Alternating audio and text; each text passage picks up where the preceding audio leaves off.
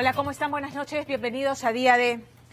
Gerber Cos es un chofer de taxi por aplicativo que llevaba 14 días desaparecido cuando sus familiares leyeron en redes sociales que la policía había encontrado restos carbonizados en una zona arqueológica de Cieneguilla, restos humanos. En realidad lo que la policía había encontrado es un torso y una pierna.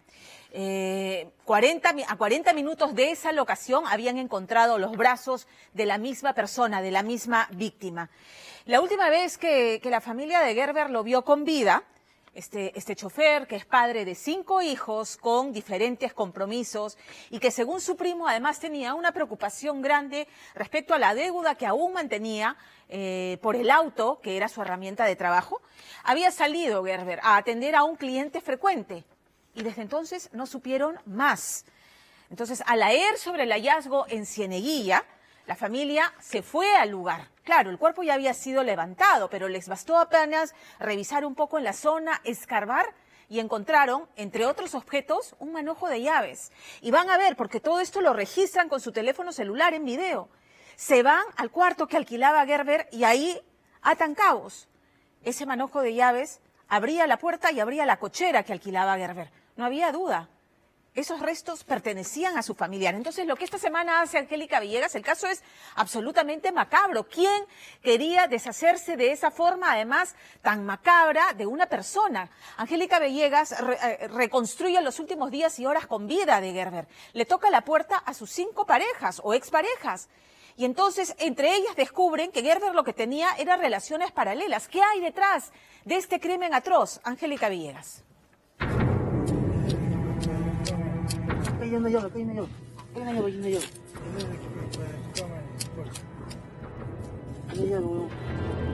Un juego de llaves que alguien intentó incinerar es hallado en plena zona arqueológica de Cieneguilla, en el mismo lugar donde la policía recogió un cuerpo desmembrado y quemado.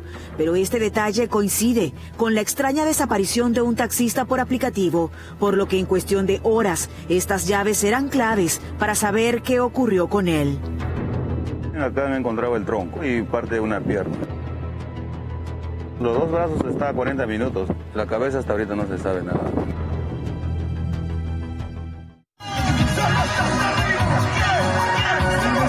Villa El Salvador, septiembre de 2021, días antes de una macabra desaparición. Gerber Cos, natural de Huánuco, aún en el volante, se tomaba el tiempo de enviar videos y selfies a la madre de uno de los 5 hijos que tenía con diferentes compromisos.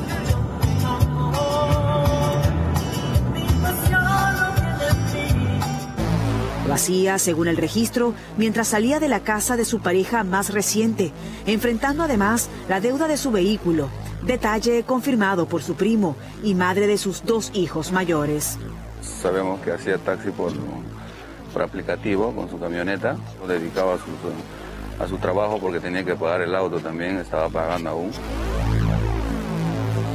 Cuando él venía a mi casa siempre preocupado para pagar la deuda del carro, pero nunca me dijo tengo amenaza o no. ¿Y tienes conocimiento de cuánto más o menos debía de dinero del carro? Le faltaban 6 letras de algo de 1.500 por letra. ¿Y a quién le debía exactamente ese carro? A una persona que él conocía. Queremos saber quién era la persona a la que le debía el carro. ¿Era familia, amigo? ¿Cómo se llamaba? Amigo.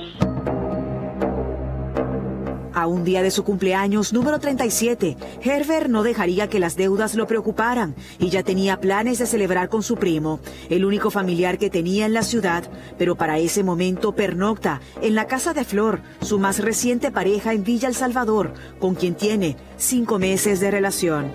El día 14 de septiembre, pasada la 1 de la tarde, Gerber sale de la casa de su expareja porque le indica que ha recibido la llamada de un cliente que le debe 100 soles. Acá había estado prácticamente la mitad del día y este es precisamente el último lugar donde lo ven antes que desaparezca misteriosamente. Él terminó de hablar, yo le dije, ¿quién es? Le dije, me dijo que Es el chico del veterinario de Surco, me dijo. ¿Le preguntaste si era un cliente? ¿Anteriormente te había hablado de este veterinario? No, anteriormente, ese día nomás me dijo, sí, es un cliente, me dijo. ¿Y te mencionó cómo se llamaba el cliente? No, no me dijo nada, no le pregunté también. Él me dijo, voy a regresar a las 4:20, 4:30, me dijo, voy a regresar. Por eso yo le he vuelto a llamar y me dijo que sigo con la carrera y ya no voy a poder regresar, me dijo. Cuando Herbert conversaba con su reciente pareja por llamada, ya tenía más de 20 minutos sin conectarse a su WhatsApp. ¿Es que acaso en ese momento ya estaba en peligro? Las alarmas de su primo se activarían ya en la noche de aquel 14 de septiembre, cuando el teléfono del taxista estaba apagado y al día siguiente no aparecía para celebrar su cumpleaños, por lo que reporta la desaparición, pero solo días después comenzaría a develarse el misterio. El fin de semana pasado los familiares de Herbert llegan hasta Cieneguilla, específicamente en los alrededores de esta zona arqueológica, porque han visto en redes la información de que ha sido hallado justo en este rincón un cuerpo descuartizado que han distribuido en diferentes puntos.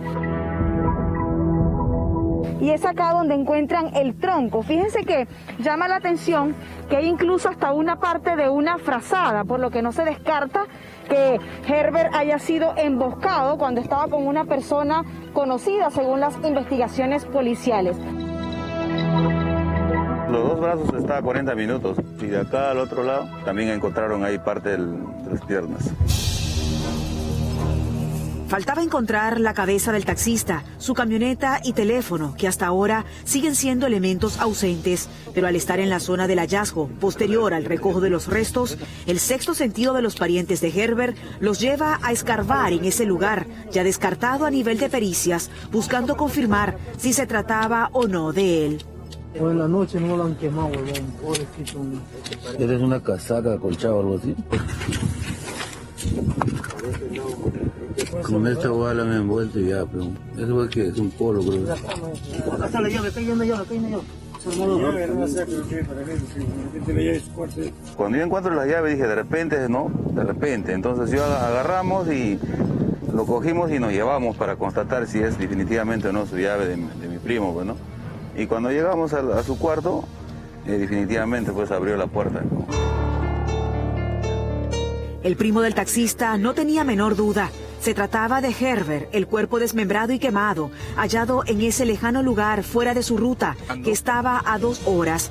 Así que el único familiar del taxista contactaría a 5 mujeres con las que él llevaba relaciones paralelas, buscando información, comenzando por Flor, quien refiere haber sido la última en verlo, o al menos eso creía ella. ¿La relación de ustedes cómo marchaba? Sí, yo estaba bien con él, en ningún momento me he peleado o hemos discutido, nada. ¿Te comentó si tenía problemas con alguna de sus exparejas o madre de sus hijos? No, no me comentó nada, no. A veces cuando yo lo hablaba de sus hijos, se molestaba, me decía, ¿acaso vas a vivir con mis hijos? Tú vas a vivir conmigo, me decía así. ¿Quién pudo haber querido hacerle daño a él?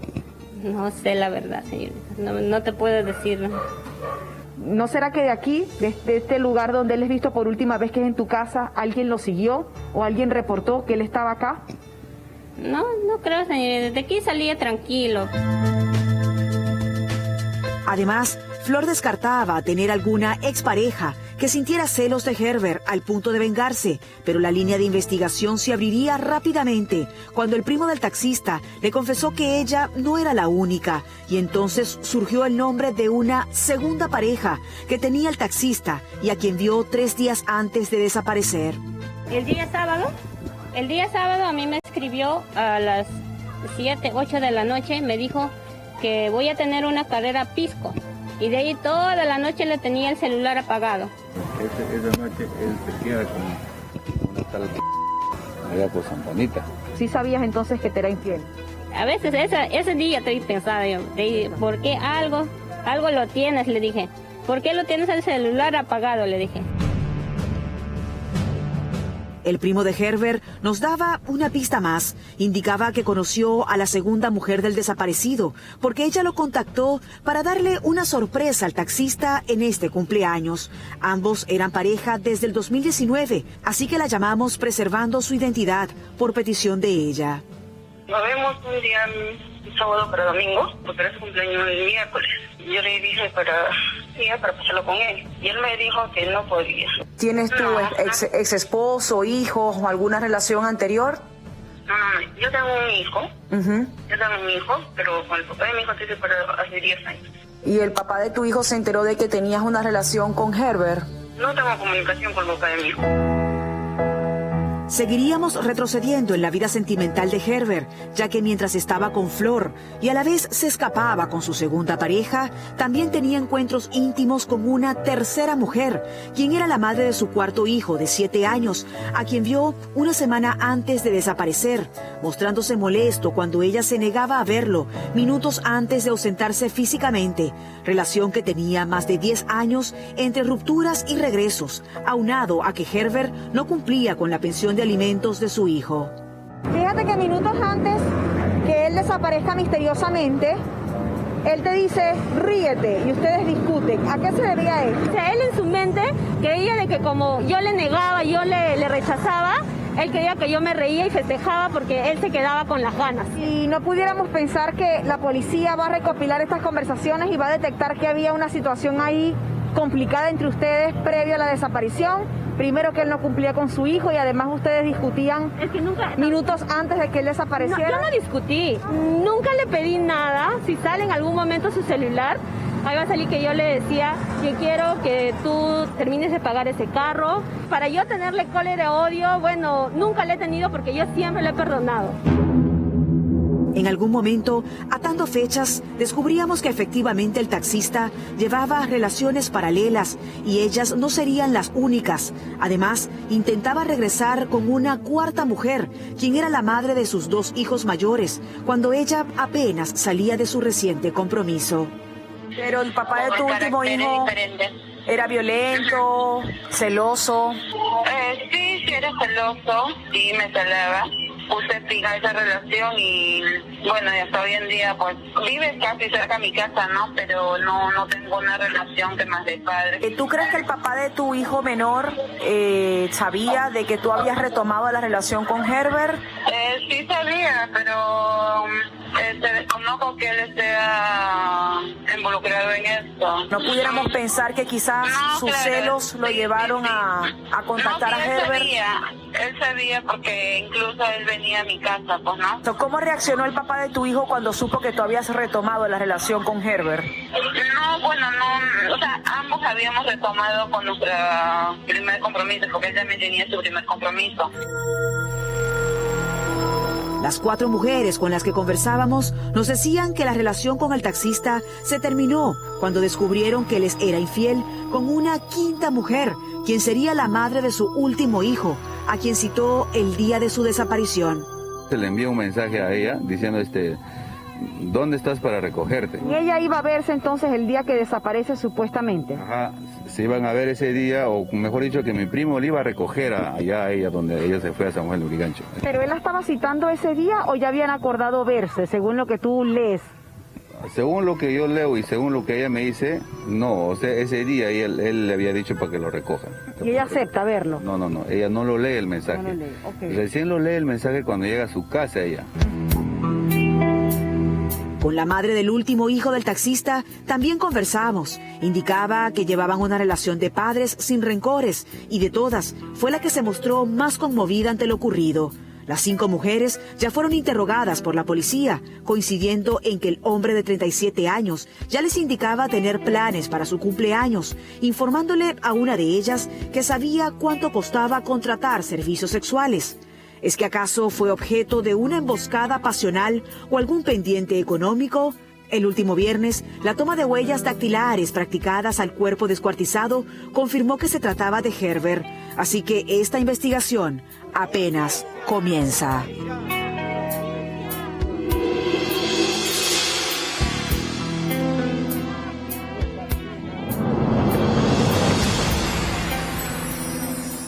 Una investigación que comenzó en realidad hace 4 años tiene a 2 familias unidas por la desgracia.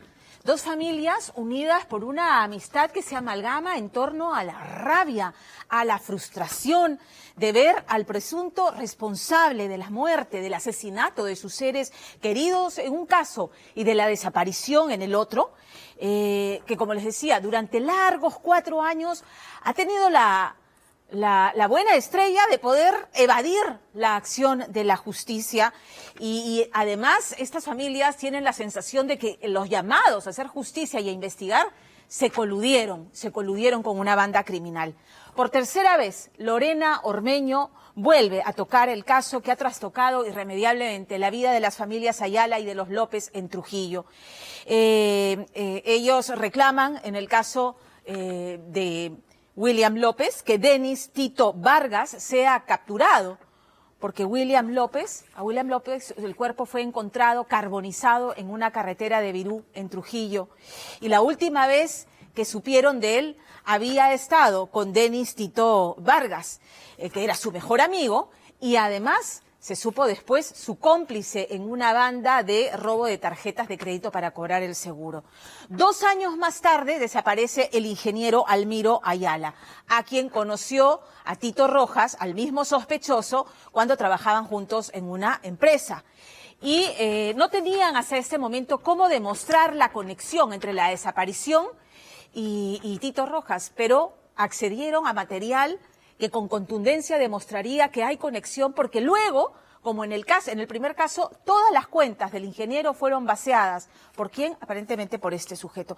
La Fiscalía pidió prisión preventiva para Tito Vargas. Sí la pidió en una audiencia virtual a la que este sujeto se presentó. Desde ese día no se supo más de él. Estas familias han tenido que lidiar durante 4 años con la desesperación de ver que el caso no avanzaba porque el fiscal, en el caso original, nunca pidió prisión preventiva, no actuó absolutamente nada. Y luego descubrir que los policías que en teoría estaban investigando el caso, aparentemente estaban coludidos con la banda criminal. De terror. Lorena Ormeño. Este hombre es Denis Tito Vargas Medina. Él se hace pasar por tu amigo y luego te desaparece. Debieron pasar 17 meses de la desaparición del ingeniero Almiro Ayala. 4 años y 1 mes del secuestro y asesinato del administrador William López. Han bajado por acá y acá le hemos encontrado. Y finalmente la justicia ordenó la captura del principal sospechoso de ambos crímenes, Denis Tito Vargas Medina, sindicado como cabecilla de una banda dedicada a estafar seguros, secuestro y homicidio. Es hoy un prófugo de la justicia, esa que durante años burló.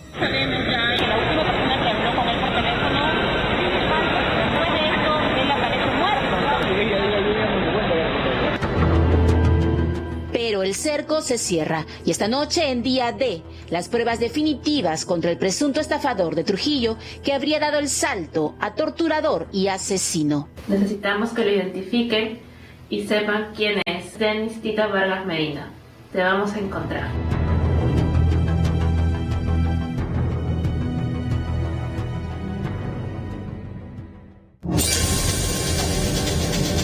Es al Poder Judicial que trabaje en forma honesta. Sabemos que este delincuente, este psicópata, porque no hay otra palabra que mencionar, tiene acceso al Poder Judicial. El último 16 de enero, 11 meses después de la desaparición de Almiro Ayala, su padre llegó a la de Pincri de Trujillo pidiendo una vez más que capturen al principal sospechoso de la desaparición de su hijo, pues días antes habían detenido a miembros de su presunta banda criminal. Estas 5 personas, quienes fueron detenidas de manera preliminar, integrarían la banda delincuencial Los Banqueros del Norte. Durante el operativo se intervino la vivienda del cabecilla, quien está prófugo, y se incautó vehículos deportivos, dinero en efectivo, cacerín, municiones, automóviles de gama, documentación diversa, laptops y celulares. Sí, Denis Tito quedó como no habido. Fugó llevándose la verdad de si el ingeniero está vivo o muerto y la esperanza de justicia del padre de la primera víctima, William López. Y es que tras la desaparición de Almiro, los padres de ambos se unieron en una incansable lucha que en el dolor se volvió una amistad. ¿De dónde saca ese dinero? De todos los daños que ha hecho a tanta gente, a mi hijo y a Hicieron vigilias durante meses hasta esa mañana en la de Pincri, pues días después don Almiro Ayala padre murió. No soportó no saber qué pasó con su hijo. Cuando usted conversaba con el papá de Almiro, ¿él todavía mantenía la esperanza de que él estuviera vivo? No, su corazón de padre mismo le decía que su hijo estaba muerto. Él se fue buscando justicia. Qué pena. Esperemos que la divina providencia nos proporcione esa justicia que tanto anhelamos. Como padre se lo digo, y en memoria siquiera de Almiro, que ella no está con nosotros. Pero esta historia se remonta al 1 de agosto de 2017, el día en el que el cuerpo de William López fue hallado carbonizándose en la carretera a Virú.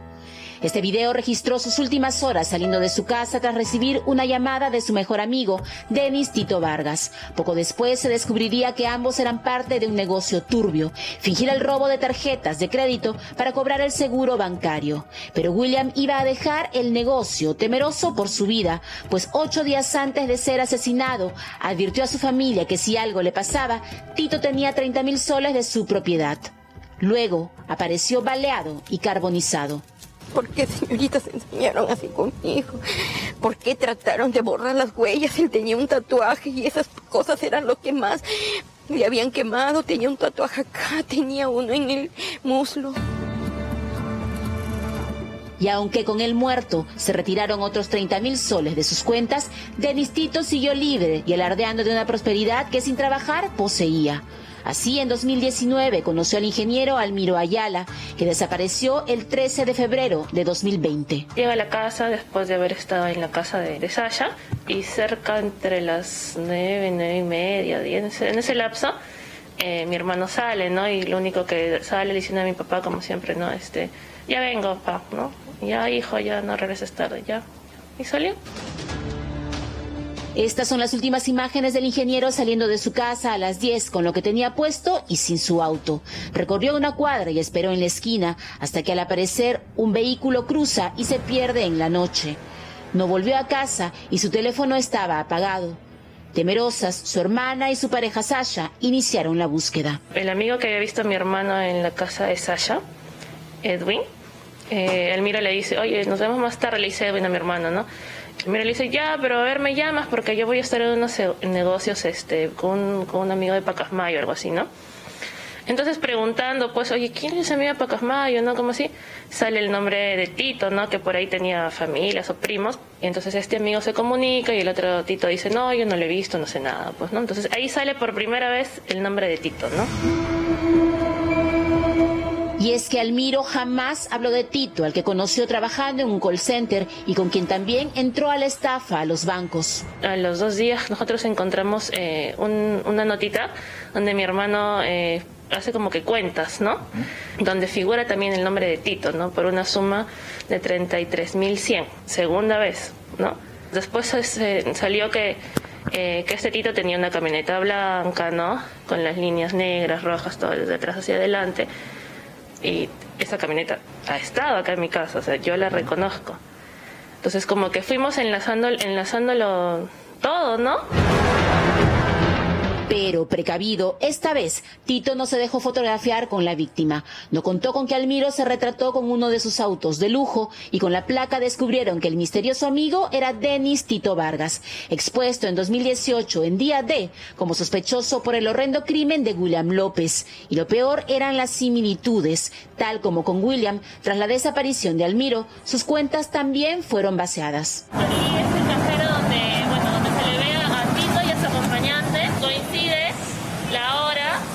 Del retiro de la cuenta de mi hermano. 4 cámaras de este grifo registraron los primeros retiros, 14 horas después de la desaparición de Almiro.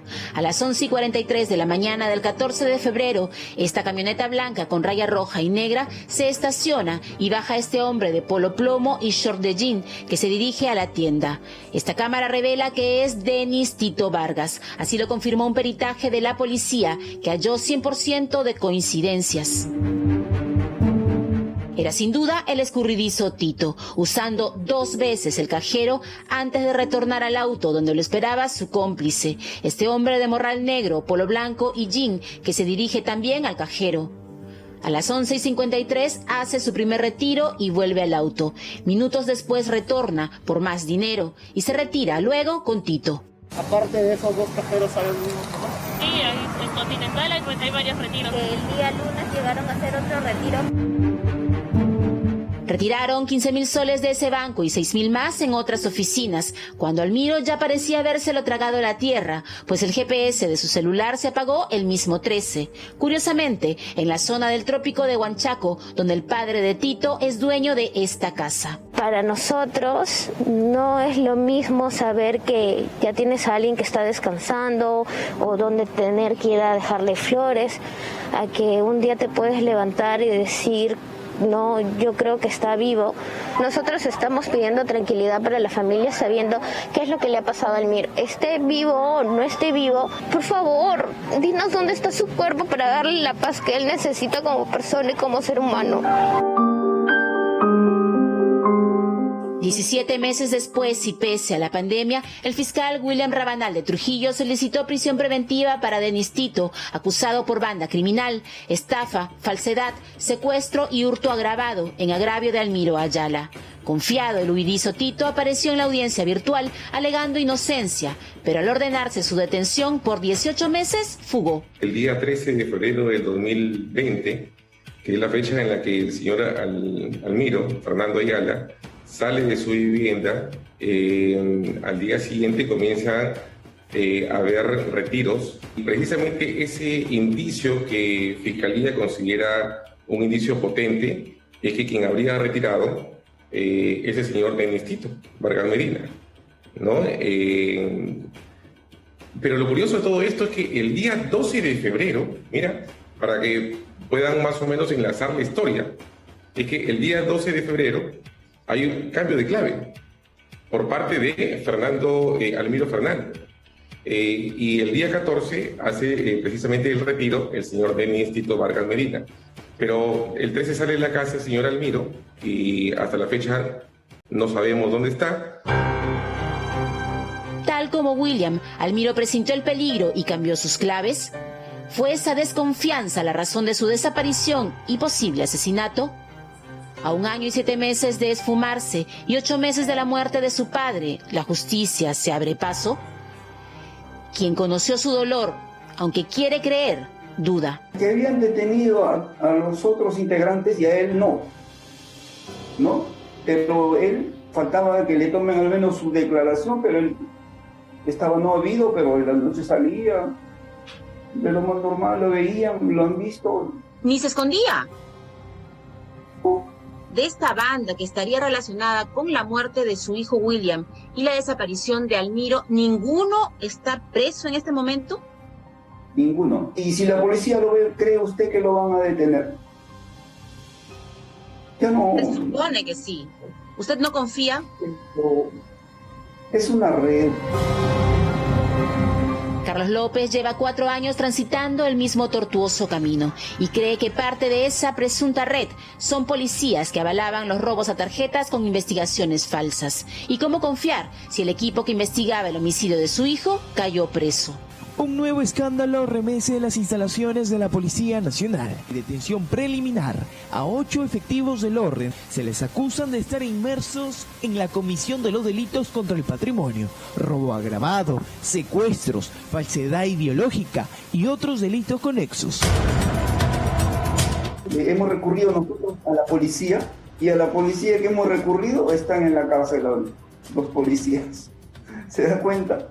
Por ahí imagínese cómo está esto, ¿no? ¿Qué justicia va a haber que recurramos a un delincuente? Y a esto se sumó, dice, la dejadez del fiscal Joseph Quesada de Virú, que con casos idénticos no acusó a Tito, aunque en 2018 nos dijo que todo estaba avanzado. Hoy responde así. Lo que ocurre es que estamos acá frente a otro hecho. En el otro caso es otra comisión de delito. Ya, en ese caso estamos hablando de un homicidio calificado. Doctor, pero estaba el cuerpo, estaban las llamadas, sí, estaba el dinero. Todo lo que pasa en el otro caso exactamente lo mismo, pero con el cuerpo. En el otro caso lo piden detención por presunto secuestro. En el caso ustedes ya tenían el fallecido. ¿Por qué no avanzó, doctor? ¿Qué pasó? Bueno, el proceso se declaró complejo en el curso del proceso investigatorio. Se han tenido que formular los requerimientos respectivos, ya, y la información no nos ha llegado de golpe todo. Lo que usted me está diciendo, sí. me lo dijo hace 3 años. ¿Usted está satisfecho? Estamos haciendo trabajo remoto, señorita. Claro, pero el otro caso ha sido todo durante la pandemia, todo durante la pandemia, y han avanzado. Y ustedes han tenido 2 años previos a la pandemia y no han avanzado. Eso es lo que dice la familia, por eso lo llamo. ¿Me cortó? Dijo que justo el lunes acusará por homicidio a Denis Tito y pedirá su detención. De ser cierto, tendría 2 órdenes de captura nacional. Hoy, en la incertidumbre, la familia de Almiro se aferra a la lucha del patriarca, conocer la verdad para hallar justicia por él, por William. Mis sobrinos están sin papá. Mi papá nunca dejó de buscar a su hijo, se fue al cielo sin encontrar. Pero hoy hacer justicia también está en nosotros. Denunciar y exigir a las autoridades que actúen antes de que aparezcan más víctimas que llorar. Si alguien sabe, lo reconoce, sabe dónde está, dónde se ha ocultado, que por favor nos diga dónde, que llame a la policía, que por favor lo atrapen. Son 18 meses de angustia y solamente pedimos que diga la verdad, que nos diga dónde está Almiro, dónde está su cuerpo.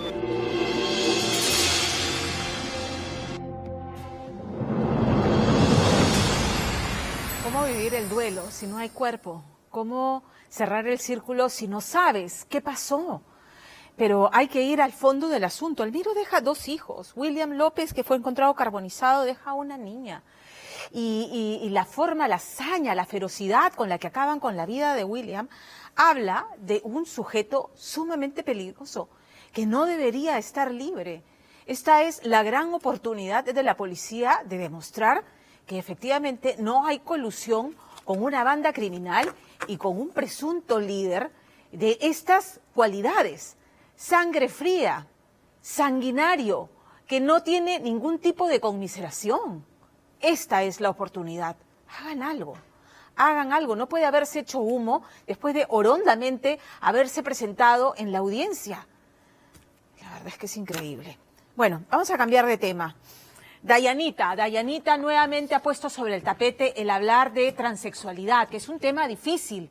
Es difícil de entender, es difícil de procesar, es difícil de aceptar que un ser humano que nace con genitalidad masculina o femenina declare que se siente del sexo opuesto y que quiera vivir según esa identidad de género. Como dije, Dayanita puso sobre el tapete nuevamente este tema para además poner en evidencia la realidad tan dura que afronta la comunidad transexual, que son, dentro de la comunidad LGTBI, los más incomprendidos, son discriminados, son arrinconados, son estigmatizados.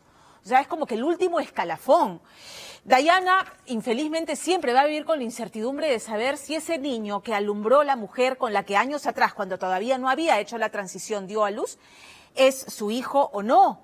La madre de la criatura se negó a someterse a la prueba de ADN que le ofreció Andrea Llosa y dijo, Dayanita no es el padre, punto. Y por supuesto que entendemos a la madre, imagínense ustedes la situación a la que se enfrenta. Pero también entendemos a Dayanita, ¿no? Dayanita. Y es que entender esta situación de la transexualidad supone un ejercicio de investigación y de convencimiento. Eso es lo que hicieron, por ejemplo, esta pareja Silvia y Edmundo, que han compartido esta noche con valentía y generosidad su testimonio. A los 14 años, su hija les dice, ¿saben qué? Sí, soy mujer, pero yo me siento hombre y quiero vivir como hombre. Fue un shock, pero ellos, ¿qué hicieron? Viajaron, fueron a seminarios, consultaron con médicos, estudiaron, investigaron y entendieron lo que vivía su hija. Y lo más doloroso, lo más emocionalmente impactante, hicieron el duelo por la hija que perdían, pero abrazaron y acogieron al hijo que ganaban.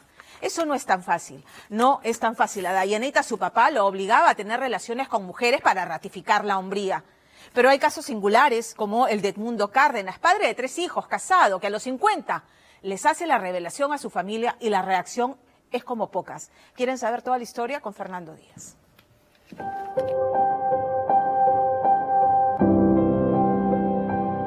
Esto para mí es nuevo. Si te das cuenta que cuando me hablan de algunas cosas, como que mi semblante cambia y soy otra persona diferente.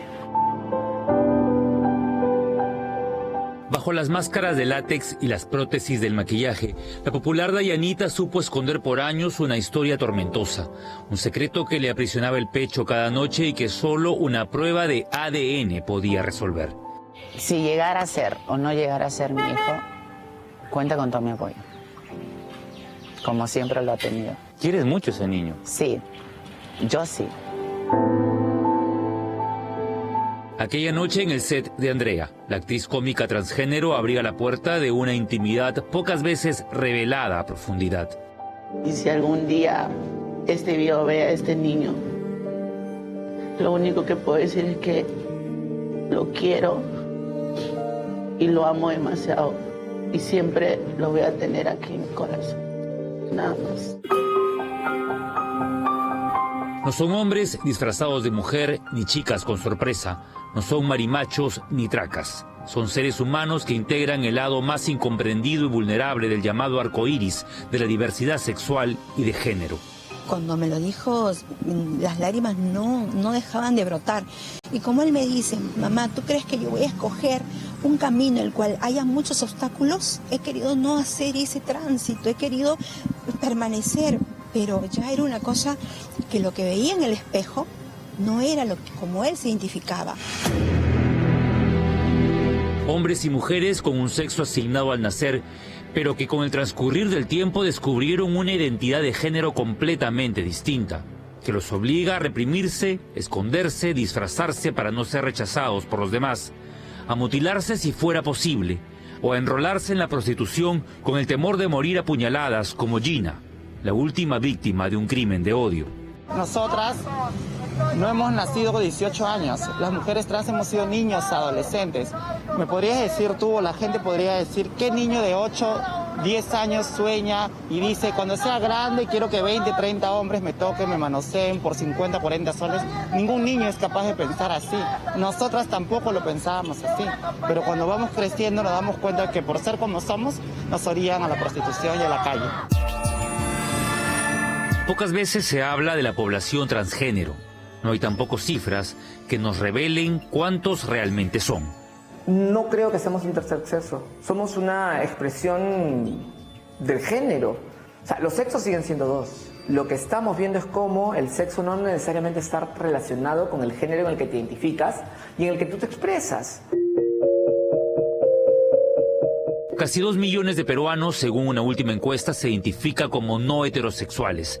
Y en este universo de gays, lesbianas y bisexuales están también los hombres y mujeres trans como Dayanita, que son cabezas de familia, pero también otros que ejercen, para sorpresa de muchos, una paternidad y maternidad transgénero, como es el caso de Emmanuel Cadenas. Yo soy una persona casada 2 veces. En el primer matrimonio tuve 3 hijos y tengo una nieta, fruto de mi segunda hija, y con mucha felicidad. El público ríe con Dayanita. Aceptan que sea una chica trans al punto que los niños se le acercan y le piden fotos a esta artista, que recibe de sus fans el cariño que su padre le negó. ¿A ti te hubiera gustado tener un papá y una mamá que te apoyen? A mí me hubiese encantado, y siempre. Pero gracias a Dios que al menos mi mamá pudo apoyarme, pero quizás no tuvo esa valentía de poder sacar cara por mí, pero al menos hizo todo el esfuerzo. No existe padre o madre que venga a este mundo preparado emocionalmente para recibir la noticia de que su hijo o hija es una persona transgénero. Y cuando me llamaban del colegio, a cada momento nos llamaban, no sabíamos ni qué responder y bajábamos la cabeza y nos sentíamos mal, nos sentíamos con vergüenza, avergonzados. Y llegábamos a la casa y lo único que hacía era incidir. Has cometido un error, ¿por qué lo haces? ¿Qué culpa estoy pagando? ¿Por qué tengo un hijo así? Y ya obviamente la autoestima de mi hijo en ese momento, que aún era mi hija, era cada vez más y más al vacío. Hace 21 años, Silvia y Edmundo esperaban una niña. Se llenaron de ilusión como muchos padres y veían en la pequeña la prolongación de su felicidad sin imaginar que con el tiempo mostraría cambios radicales en su conducta.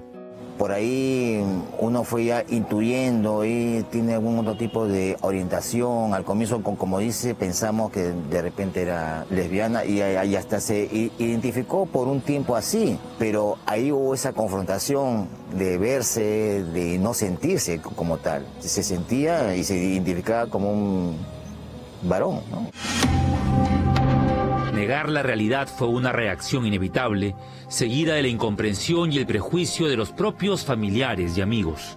Hubo violencia física entre ambos. Cuando llegó ese punto, era una situación que ya no podía más. Cuando ya surge ese tipo de violencia en una casa, ¿qué iba a seguir? Ya no solamente iba a ser contra mí, sino que ese odio iba a salir a las calles.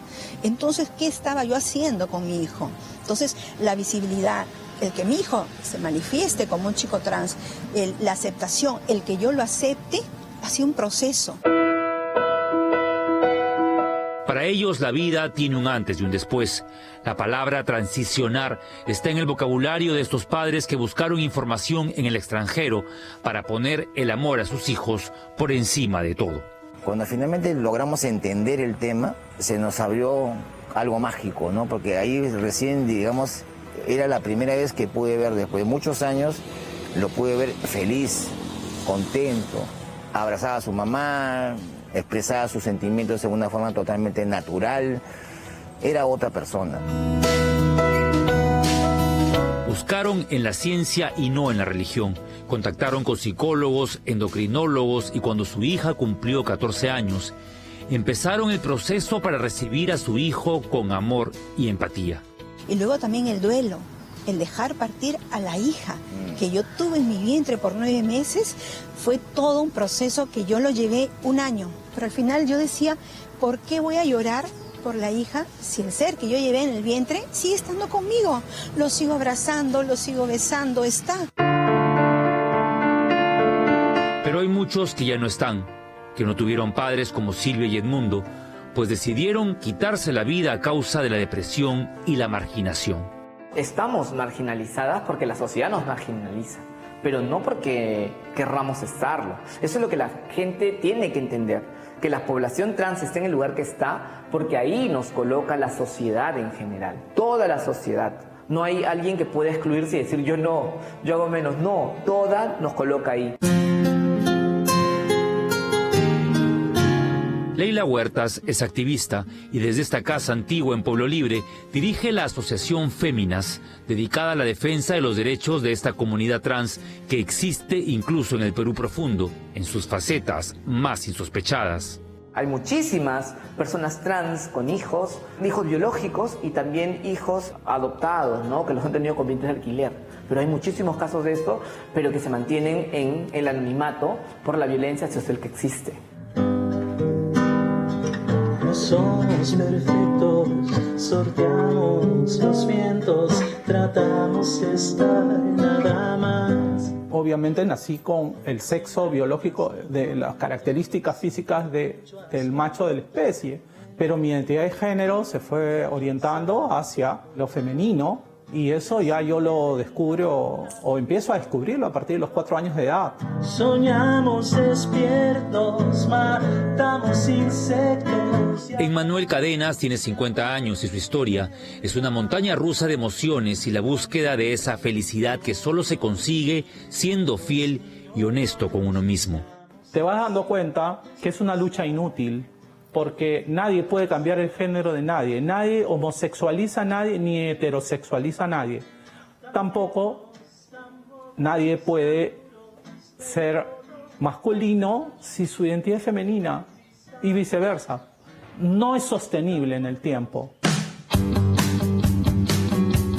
En otra vida, Emmanuel era el rey de los chilcanos, periodista, intelectual, lector voraz, alguien que trabajaba en la producción de noticias en televisión. Todo esto y mucho más. Yo he sido evangélica durante casi 40 años de mi vida. De hecho, soy teóloga y he sido pastora de jóvenes. Y entonces ahí también hay una presión. Estaba claro que el calvario de la culpa y la falsa idea del pecado lo llevaría a probar las diferentes terapias de conversión en un afán de revertir su identidad transgénero. Era una batalla interna y yo estaba francamente decidida. Utilicé todas las herramientas que se supone que se utilizan, ¿no?, en la fe, la oración, la devoción y todos los ejercicios y las disciplinas espirituales y mentales, pero no daba resultado, pues. De modo que en su momento dije, bueno, ya estuvo bueno. 40 y tantos años en esta danza, no se puede. ¿Ya sabes qué te pasa? Sí, ya sé que soy una persona trans. Bueno, habrá que hacer las cosas diferentes. Y no me arrepiento de esa decisión, en absoluto, ni un minuto, ni un segundo. Pero había un pequeño detalle. Este hombre sonriente y barbudo tenía 3 hijos y una nieta. ¿Cómo era posible que, teniendo en el fondo una identidad trans, se haya casado con una mujer? Vivía en la identidad masculina, la identidad de género. Entonces, al vivir ahí, pasaba piola, como quien dice, ¿no? Pero la procesión iba por dentro, porque así como me gustaban las chicas, así también yo me sentía femenina, ¿no? Yo quería desarrollar mi identidad femenina. Y es que muchos ignoran que las personas transgénero pueden también tener una orientación sexual distinta. Yo no me enamoraba de ningún chico, no me gustan los chicos, no me atraen. A mí me atraen las mujeres, yo soy una mujer trans lesbiana. No, a mí me atraen las mujeres, los chicos no me mueven ni un pelo. Agarró el toro por las astas y se lo contó entonces a su esposa y a sus hijos. Yo tuve a mis hijos viviendo en la masculinidad y por eso ellos tienen el derecho de decirme papá. Yo no les puedo quitar ese derecho porque ellos me conocieron como su papá y yo he sido su papá y es la papá de Thalía, de Carlos y de Leandra, ¿no? Soy la papá de ellos. Siempre digo eso, que los había subestimado porque cuando decido ya contarles, la receptación del mensaje, la acogida, el cariño, el respeto fue maravilloso. A mí me deslumbraron, ¿no? Mis hijos me dieron un regalo que nunca había esperado de la vida, un regalo maravilloso. Emmanuel investigó, se informó, descubrió que no era un monstruo ni un personaje de ficción como el de La Casa de las Flores o de la película Transamérica. Vio que en el mundo habían casos como el de Caitlyn Jenner, la nueva madre de las Kardashian, o sin ir muy lejos, el actor peruano Ariel Varela, un hombre trans que tiene 2 hijos y al que conocimos en el 2012. Una vez que nació mi hija, asumí al año el ser su padre y asumí que no habría manera de que yo viviera una vida lógica para mí. Entonces lo que simplemente decidí fue disfrazarme para siempre por ella. El camino es demasiado empedrado y doloroso para seguir creyendo que es un capricho o una simple ideología. Las personas trans son seres valientes y resilientes, pero lo son aún más cuando hay padres que no agachan la cabeza. No nos sentimos mal y si estamos acá ahora dando la cara porque quiero que esto vaya para adelante, que los chicos de la comunidad tengan todos los derechos de todas las personas, son personas. Esa es una tarea que no me he impuesto, ¿no?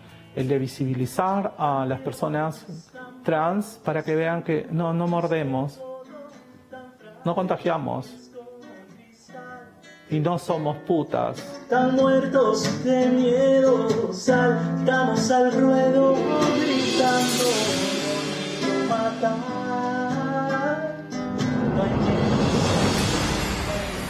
La esencia del ser humano no cambia porque viva de una manera diferente su sexualidad, porque viva de una manera diferente al sexo genital que se le asignó al nacer, no cambia.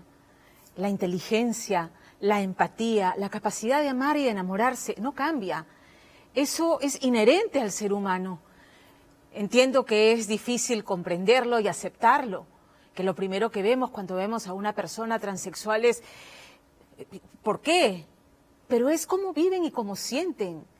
Y no podemos marginarlos. Y no podemos, lo que es más grave aún, marginarlos además encima a los extramuros de la vida social. condenándolos infelizmente, y empezando por algunas familias, condenándolos a vivir en ese arrinconamiento que se les cierran todas las puertas, negando el talento que pueden tener, negándoles toda su potencialidad. Es doloroso si lo vemos desde ese punto de vista. Entiendo que es difícil, pero en la medida en que visibilizamos más casos y vemos que son personas íntegras, que son personas, en estos casos, aceptadas por su familia, ¿quiénes somos nosotros como sociedad para juzgar, para ponerle etiquetas y para apartarlos como parias sociales? El amor bonito, el amor del bueno, siempre hay que celebrarlo, siempre hay que aplaudirlo. ¿A quién le hacen daño cuando es un amor del bueno? ¿Por qué no podemos ver más allá de la sexualidad o de cómo se vive la identidad sexual y ver al ser humano que alberga esa persona, ese empaquetamiento? ¿Por qué? Aplaudo este reportaje porque tenemos que exponerlo para que empecemos a familiarizarnos con los términos y a entender que son seres humanos. Nos vamos a la pausa y vamos a regresar. El taller en el penal de mujeres de Chorrillos es fantástico, porque cuando uno ingresa a la cárcel o ve reportajes sobre penales, lo primero que anda pensando es qué delito habrá cometido, por qué estará aquí. Yo a un ex reo jamás lo contrataría. Es difícil, es complicado, pero hay alguien que decidió darles a las presas del penal de Santa Mónica una oportunidad, sabiendo que, hablando de arrinconamientos, van a tener que afrontar esa situación al salir a la cárcel y por lo menos aprenden un oficio y lo aprenden de manera extraordinaria. Todos los detalles al regresar aquí en Día de Hoy. Por supuesto, ojo con la conexión panameña en el caso de los dinámicos del centro de Vladimir Cerrón. Se abrió la investigación incluyendo a sus hermanos, a su mamá y a su operador político, al que está empujando que lo nombren embajador en Panamá. ¿Por qué tanto interés? Richard Apolo tiene una bomba esta noche y se la contamos al regresar de la pausa. Antes tengo mensaje de nuestro auspiciador. Quiero contarles algo importante. PAPCO, referente en construcción, se une a Wavin, líder mundial en innovaciones para obras. La calidad e ingenio local conecta con tecnología y soluciones internacionales. PAPCO Wavin, conectando lo mejor del mundo con tu vida. Hacemos una pausa y volvemos aquí en Día de Hoy. Esta noche, en Día de Taller y Redención, confeccionando esperanza en la cárcel de mujeres de Chorrillos. Debemos confiar en ellas porque yo confío en ellas y sé que va a existir un cambio. Además, las nuevas pesquisas e investigaciones fiscales por presunto lavado de activos que complican la situación del entorno más cercano a Vladimir Cerrón. Esta gente no solamente se corrompía con la sobrevaluación de las obras, se corrompía también por el interés que tenían algunas empresas privadas.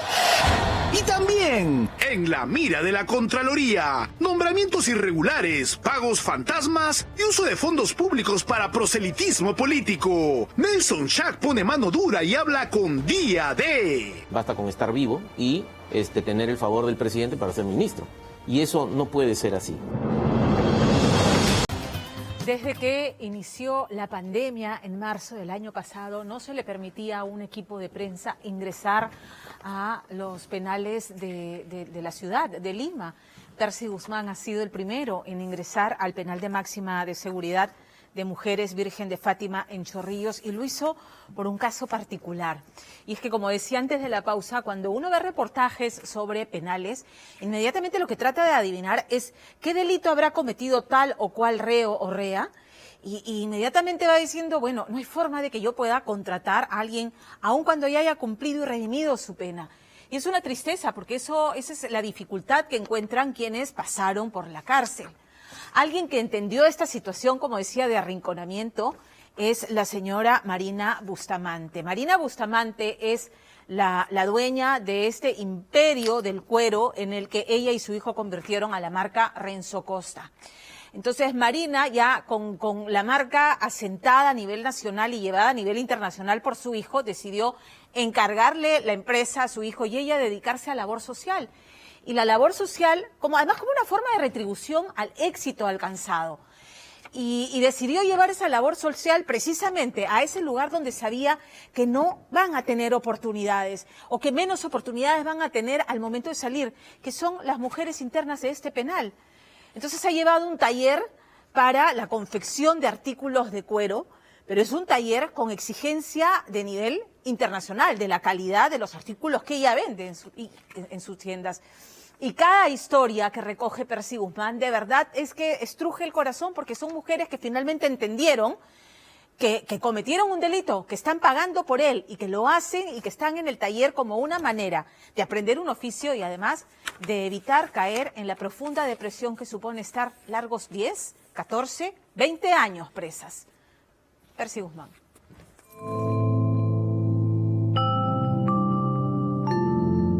Desde que la pandemia llegó al Perú, se decretó el aislamiento absoluto de todos los centros penitenciarios del país. Esta semana, un equipo periodístico vuelve a ingresar al penal de mujeres de máxima seguridad Virgen de Fátima en Chorrillos. El motivo es para conocer una gran historia que envuelve el proyecto social que la señora Marina Bustamante, empresaria del rubro de modas en cueros, presenta con el taller Manos Invencibles. Ya tengo 5 años trabajando para la empresa y bueno, ha sido una gran ayuda para mí, tanto económica, una ayuda emocional sobre todo, ¿no? Porque nos ayuda a nosotros a concentrarnos en el trabajo, a dar todo nuestro tiempo, toda nuestra calidad de trabajo. No nos permite estar con otro pensamiento, no nos permite entrar caer en una depresión. La pensadora es quizá el principal problema emocional que sufren las personas que pierden su libertad por un delito, como el caso de la costurera de Manos Invencibles, Vanina Silva Céspedes. Bienvenidos todos al pabellón B. Este es el área de las habitaciones. ¿Ya? Por ahí están las habitaciones, por un tema de protocolos no se puede ingresar ahora. Este es nuestro patio de recreación durante todo el día. Acá es donde desayunamos, almorzamos. Estos son todos los teléfonos que maneja el pabellón. Solo nos toca un tiempo de 10 minutos a cada una. ¿Por día? No. O sea, 10 minutos cada llamada. Ese es el área de los tendederos, donde lavamos. Allá está el área de los lavaderos también. ¿Tú también lavas? ¿Todas lavan? Todas lavamos acá. O sea, ¿tú tienes tu lado de ropa acá también? También. ¿Tú cuelgas por acá? Por allá en una esquina está. Ella ya superó los malos pensamientos en los 9 años y medio que lleva de condena en el pabellón B de este centro penitenciario de máxima seguridad. Yo me involucré con un tema de tarjetas. ¿Clonación? No. Abrieron cuentas, ya hicieron un secuestro y depositaron en esas tarjetas el dinero. Antes, a un comienzo, yo siempre decía que era inocente, ¿no? Porque en realidad yo estoy más que nada porque me involucran. Con el transcurrir del tiempo uno aprende a aceptar las cosas. No, si bien es cierto no cometí el delito, pero fui partícipe de ese delito. ¿Por qué? Porque sabía lo que hacían, sabía para qué eran esas tarjetas. Comí, me vestí, disfruté, tuve todo lo que quise con el dinero de esas tarjetas.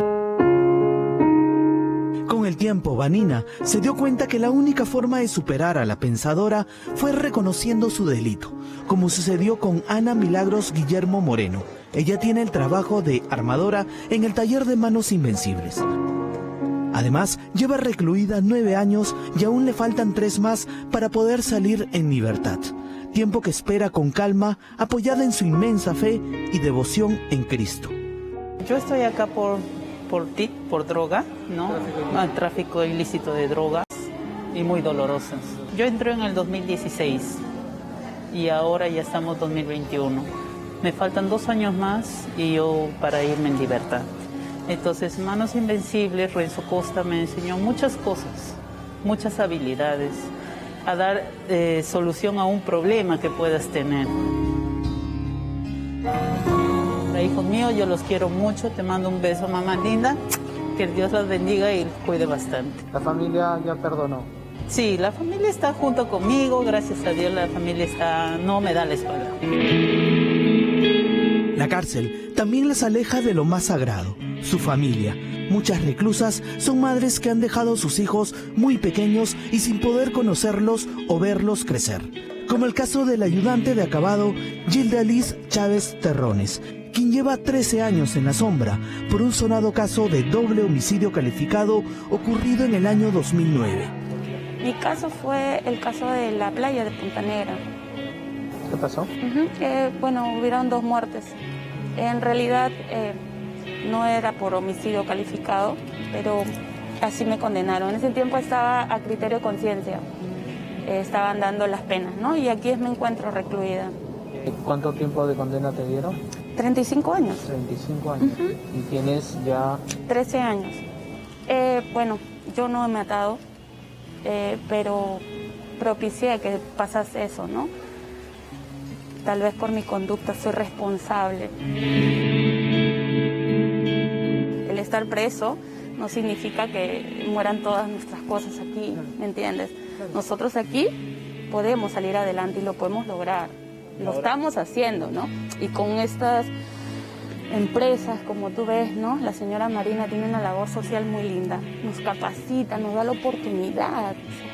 Eso es lo que nosotros necesitamos aquí en prisión, que nos den la oportunidad de poder trabajar, de demostrar que realmente sí nos equivocamos.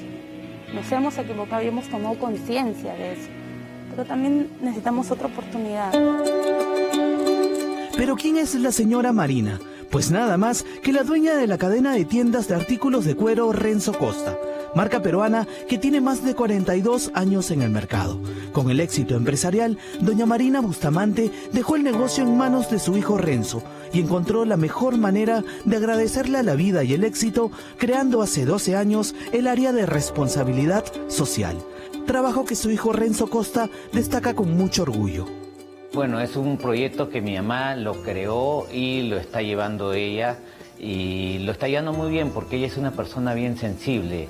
Siempre está pendiente de lo que siente la gente, de las necesidades y para llevar esto tiene que ser alguien bien sensible y llevarlo de la forma que lo está llevando, muy bien.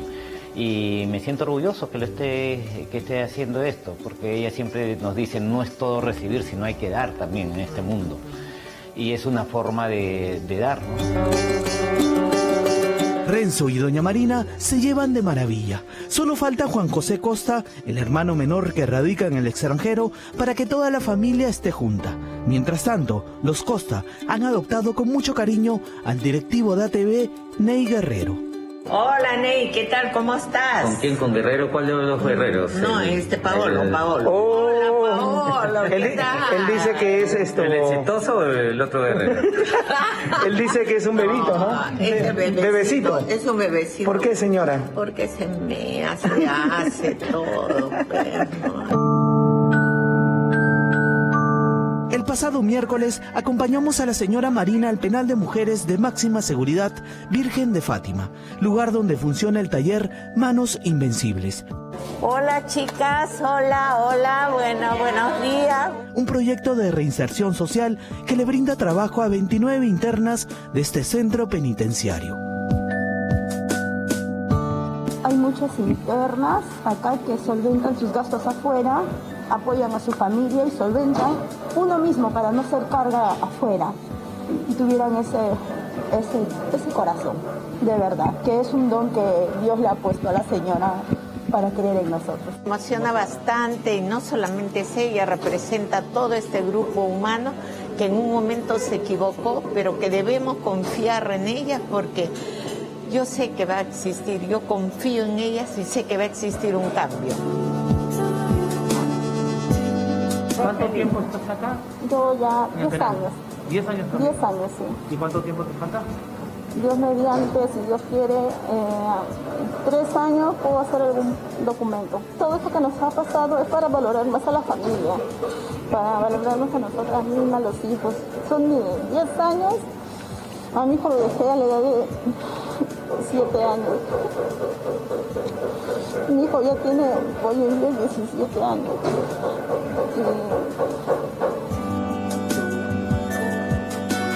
Y yo más que todo también he aprendido a saber a aportarme, a tratar con gente diferente, en la cual afuera no lo hacía, no me enfocaba en mí y no me importaba como dice los demás, ¿no? Claro. Pero eso es lo que yo he aprendido acá. Le agradezco mucho a la señora Marina, hoy he empezado acá, no tengo ni año y medio, tengo poco tiempo.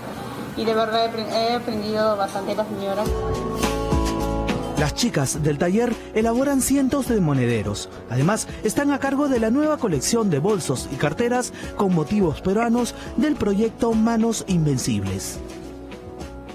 Todas las palmas para la señora Marina, la acabo de conocer y nos ha contado de su trayectoria, de que este trabajo viene ya de muchos años y no es meramente un tema de emprendimiento ni empresarial, sino de sensibilidad social. Es aprovechar la posición que tienes para lograr un cambio social. Y la calidad que vemos aquí en los trabajos es impresionante. Si uno ve todos estos productos fuera y no tuviesen ese distintivo, no sabríamos que provienen de un penal. Entonces está dándole realmente la categoría al trabajo y a las manos y al tiempo de las internas. Es fabuloso. ¿En qué consiste este trabajo? Consiste en que Renzo Costa enseña todo su proceso productivo a las internas, ¿no? Las formaliza, las certifica y ellas pues aprenden todo este proceso como una empresa en libertad, ¿no? Entonces a ellas las beneficia también para cuando armen sus expedientes de beneficios penitenciarios, para que ellas puedan dar fe de realmente el trabajo que ellas están haciendo y su resocialización ante la sociedad.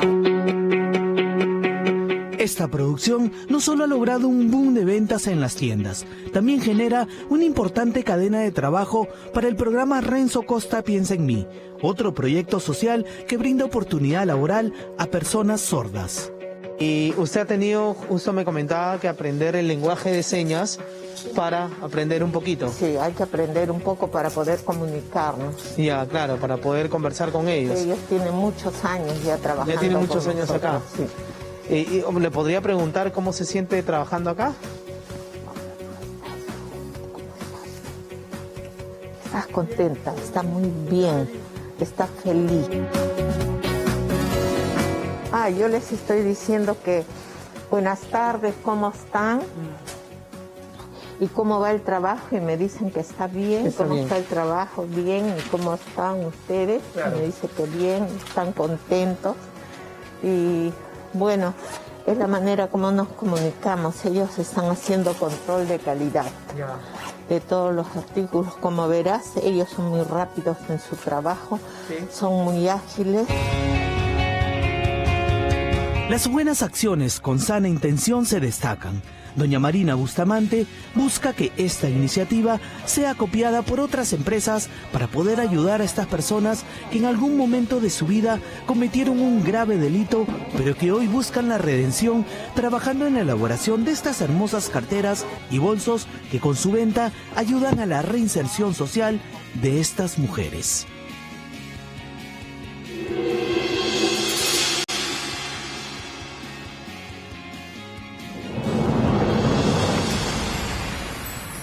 Vamos a cambiar de tema y vamos con lo que habíamos anunciado. Resulta que el congresista Valdemar Cerrón, hermano del secretario general de Perú Libre, considera que son enemigos de la democracia los periodistas que recogen la investigación fiscal en la que ha sido incluido la investigación del Ministerio Público sobre una supuesta coima de 15 millones de dólares que habría pagado la minera Chinalco cuando su hermano era gobernador regional de Junín. Además, una coima que, por supuesto, en un comunicado público la empresa lo niega.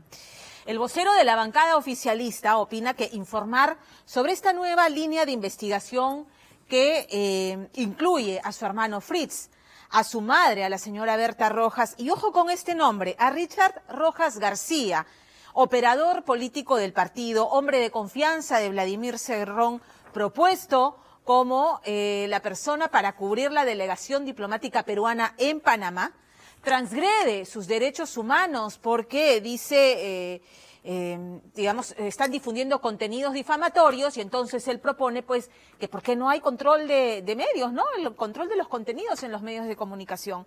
Lo cierto es que la hipótesis fiscal considera que los familiares y exfuncionarios de confianza de Vladimir Cerrón habrían actuado como testaferros o colaboradores para blanquear el dinero ilícitamente ingresado, esta supuesta coima. ¿De qué manera? Abriendo cuentas, transfiriendo dinero, comprando propiedades. Y el fiscal ha pedido que se haga lo que no hizo el fiscal en su momento y que pretendía archivar el caso, ¿no? Seguir la ruta del dinero, levantar los secretos bancarios y los secretos bursátiles. Y la ruta del dinero los llevaría a Panamá. Y los llevaría a Panamá porque ahí se habría abierto una cuenta offshore, una empresa offshore. ¿Y quién la habría abierto? Otro hombre de confianza de Vladimir Cerrón, alguien que trabajó como gerente general mientras él ocupaba la gobernatura y que luego fue alcalde. Y entonces a esa cuenta se habría estado transfiriendo el dinero ilícitamente obtenido. La ruta del dinero, pues, que les cuente todo. Esto es una bomba de Richard Apolo. Cuando en 2019 la justicia condenaba a prisión a Vladimir Cerrón por actos de corrupción al frente del gobierno regional de Junín, la sentencia también alcanzaba a otras personas, entre ellas a Henry López Cantorín, quien había sido nombrado en el 2011 por Cerrón como gerente general del gobierno regional de Junín. Y desde aquel puesto, decía la justicia, había ayudado al entonces gobernador Vladimir Cerrón a cometer actos de corrupción. En ese momento, obviamente, no tenía las credenciales académicas, ni la calidad ni la cualidad para tener una cartera tan importante en su condición de gerente general del gobierno regional de Junín. La gestión del señor Cerrón entre el 2011 y el 2014 ha sido totalmente desastrosa, pésima en la ejecución del gasto, pero eso sí, sobresaliente en actos de corrupción. Al momento de la sentencia en el 2019, López Cantorín ya no era gerente general del gobierno regional de Junín, a pesar que Cerrón había ganado las elecciones para un segundo mandato. Henry López, un año antes de aquella sentencia, es decir, en el 2018, había sido elegido nada menos que alcalde de Huancayo por Perú Libre, un cargo del cual fue vacado tras ser condenado al igual que Cerrón, por corrupción. Sin embargo, el nombre de Henry López hoy toma relevancia, pues al parecer, con López Cantorín, Vladimir Cerrón muchos años atrás habría iniciado, dicen, un plan para transferir a un paraíso fiscal como Panamá los millones producto, señalan, de la corrupción enquistada en Junín.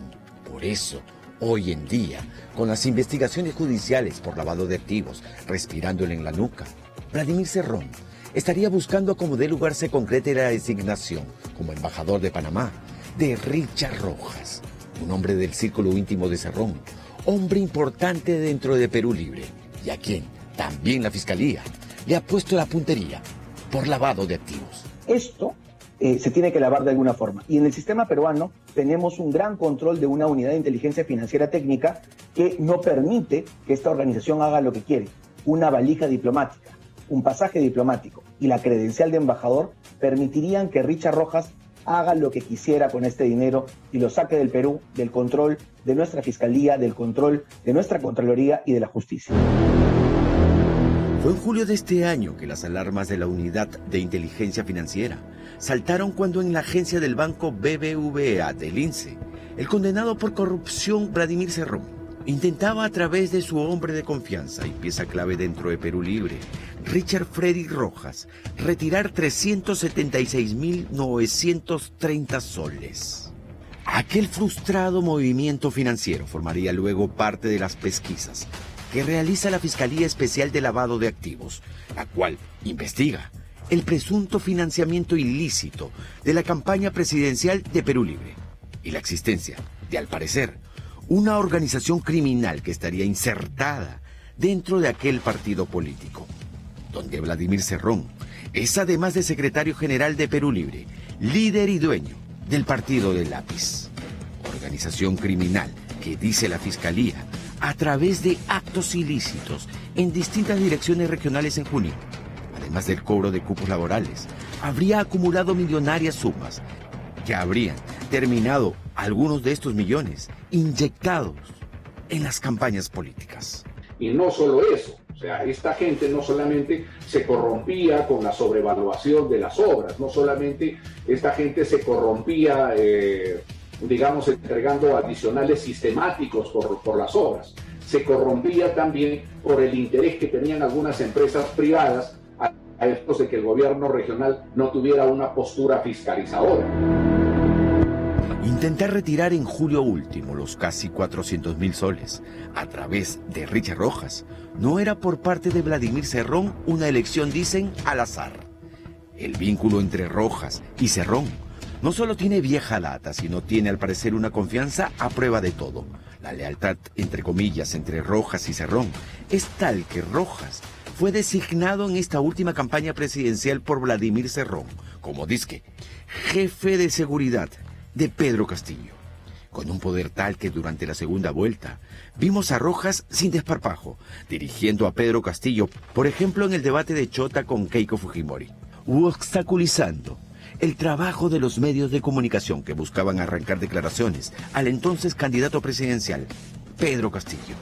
Y como dicen, Vladimir Cerrón no da puntada sin hilo, sintiendo que la unidad financiera le seguía los pasos, más aún cuando los dinámicos del centro destapó una corrupción de alto vuelo con cifras escalofriantes provenientes de la corrupción en Junín.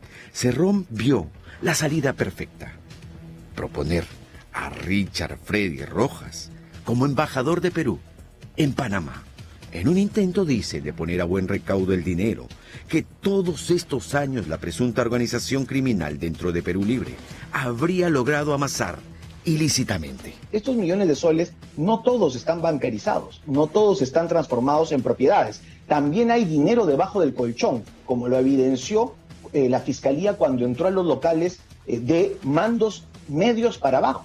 Un mando medio para abajo tenía en su casa 10.000, 15.000 soles. Ahora imaginemos cuánto habrá en el colchón de donde duerme Vladimir Cerrón. Poner a Richard Rojas tiene un componente clarísimo, que va a ser un directo operador justamente de los intereses financieros oscuros del señor Cerrón en Panamá. Eso es evidente. Sin embargo, señalan que las millonarias sumas de dinero que al parecer Vladimir Cerrón estaría buscando poner a buen recaudo en un paraíso fiscal como lo es Panamá, no solo se habrían amasado estos últimos años, sino tendrían también vieja data. Desde que Vladimir Cerrón llegó en el 2011 a convertirse por primera vez en gobernador regional de Junín y colocó, por aquella época, como gerente general del gobierno regional a Henry López Cantorín, precisamente por actos de corrupción sucedidos cuando López era gerente general y Vladimir Cerrón gobernador. Ambos fueron sentenciados por la justicia en el 2019. Y en este caso no solamente es el caso de colusión por una orden que haya recibido un gerente general, sino porque él, como gerente general, es el jefe del pliego, es decir, es el responsable de la firma de cheques y la distribución del dinero. El señor Cerrón, como jefe político de la entidad Gobierno Regional de Junín, podría inclusive escapar responsabilidad. Muchos gobernadores regionales delegan a través de acuerdos de Consejo Regional la responsabilidad administrativa en su gerente, pero aquí trabajaban en pared. Es por eso que la justicia peruana determinó que ambos eran culpables y de hecho ambos estuvieron prófugos de la justicia hasta que fueron apresados.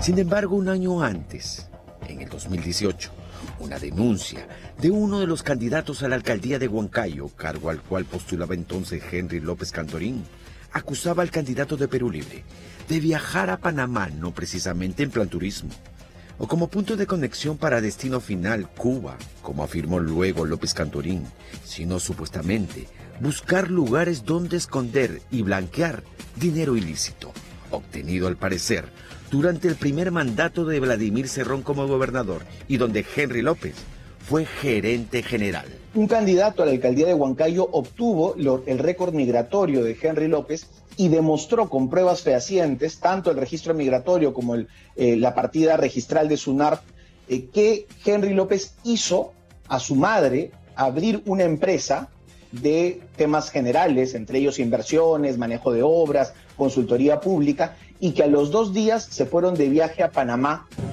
Cantorín Curti Toris crea una empresa el 1 de enero del 2013 y el 3 de enero del 2013 va con esta señora a Panamá 7 días a un paraíso fiscal. ¿Estamos acaso viendo ya un ecotema Huanca? Pero al parecer Henry López Cantorín y Vladimir Cerrón no solo comparten la sentencia por corrupción del 2019, sino también aquel detalle, dicen, de involucrar al parecer a sus madres en los ilícitos que habrían cometido. En el caso del líder y dueño de Perú Libre, su madre Berta Rojas, acaba esta semana de ser incluida en la investigación que lleva a cabo la Fiscalía Especializada de Lavado de Activos, al ser presuntamente testaferro de sus hijos, sobre todo de Vladimir Cerrón. Entonces, desde mi punto de vista y desde mi criterio, la afectación al patrimonio público no tiene a la señora Rojas comprometida como humilde testaferra. Desde mi punto de vista, la señora es parte de esa organización. Adquisiciones de vehículos, terrenos e incluso un inmueble por casi $500,000 de soles formarían parte del desbalance patrimonial que, según la Fiscalía, tendría la madre de Cerrón. Y la cuestión se agravó cuando el Ministerio Público también detectó que Berta Rojas incluso rompió el chanchito y aportó 284,000 nuevos soles para pagar la reparación civil de Vladimir Cerrón. Es así que muchos se preguntan, ¿con cuál Pascual? Esta señora nunca ha reportado ni una sola actividad adicional. No tiene un puesto de sándwiches, no tiene un restaurante, no tiene un hotel, no tiene un grupo de una flota de taxis o de mototaxis, no tiene nada más que su sueldo. Y con ese pequeño sueldo del sector de educación ha logrado comprar al cash muchas propiedades, bienes tanto muebles como inmuebles. Por eso, viendo que las investigaciones por lavado de activos se vienen acumulando, el líder de Perú Libre, dicen, estaría buscando la forma de sacar del país el dinero ilícito que aún no ha sido inyectado en el sistema financiero peruano. Y la solución para él sería vía Panamá, vía Embajada de Perú en Panamá, vía Richard Rojas. Este señor va a ir a cumplir claramente directivas, no de representar al país, porque este señor no tiene ni la más remota idea de lo que significa el ejercicio diplomático.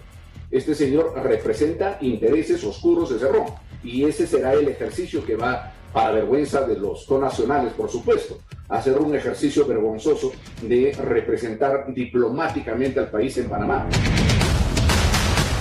Será importante tener el ojo bien abierto buscando detectar cualquier movimiento sospechoso que busque borrar pistas, ya que la Fiscalía ha enmarcado su investigación en operaciones bancarias y financieras realizadas por Vladimir Cerrón desde enero del 2018 hasta el 10 de septiembre del 2021.